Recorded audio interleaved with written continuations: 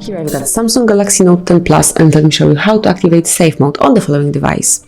So at first, tap all together on the power key and volume down keys, hold them until you see the notification about power off, restart and emergency mode. Now keep holding power off until you see information about rebooting to safe mode.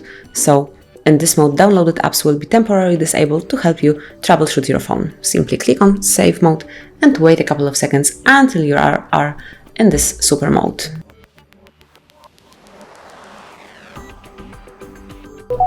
And that's it. As you can see, now we are in safe mode. Here is the notification, so you can use your device with all 30 applications deactivated. Then if you would like to switch off this mode, if you would like to reboot to the normal mode, simply tap on power key and volume down key one more time, and then click on restart to reboot to the normal mode.